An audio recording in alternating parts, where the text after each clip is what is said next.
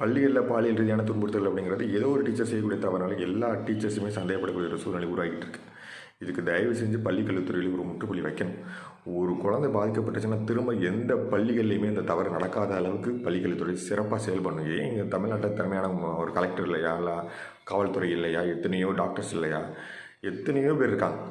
அவங்கள ஏதாவது ஒரு 10 பேர், அதாவது ஒன்றும் இல்லை, மெடிக்கல் ரீதியாகவே ஒரு எத்தனை நர்சிங் ஸ்டாஃப் இருக்காங்க, எத்தனை டாக்டர்ஸ் இருக்காங்க, அவங்கள பயன்படுத்தி ஒரு ஸ்குவாடு மாதிரி போட்டு ஒவ்வொரு ஸ்கூல்லையும் ஒவ்வொரு மந்த்துக்கோ இல்லை 2 மந்த்ஸுக்கு ஒரு தடவை ஸ்கூலில் எல்லா ஸ்கூல்லையுமே விசிட் அடிக்கணும்.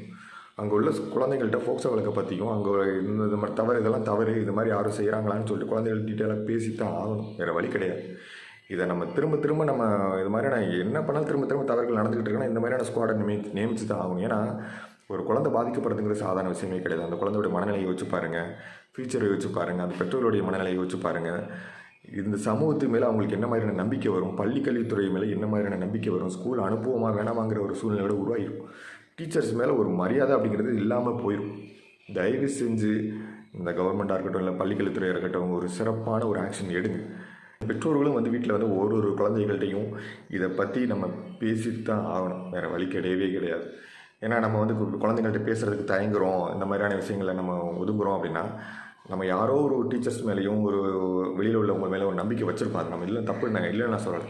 ஆனால் திரும்ப ஒரு பிரச்சனை நடந்துக்கிட்டு இருக்குங்கிறப்ப நம்ம அந்த குழந்தைங்கள்ட்ட நம்ம இதை பற்றி நம்ம பேசுகிறது தப்பு கிடையாது. குட் டச் பேட் டச்சில் எந்த டச்சுமே வேணாம். ஃபோக்ஸோ வழக்கு நிறையா விஷயங்களை பற்றி குழந்தைங்கள்ட்ட, வெளியில் நடக்கக்கூடிய விஷயங்களை பற்றி, வெளி உலகத்தை பற்றி குழந்தைங்கள்ட்ட நம்ம பேசுகிறது நல்லது. சும்மா அந்த சினிமாவையும் கார்ட்டூனையும் கண்ட கர்மாந்திரத்தையும் காட்டுறதை விட்டுட்டு வெளி உலகத்தை பற்றி குழந்தைகள்ட்ட பேசுங்க.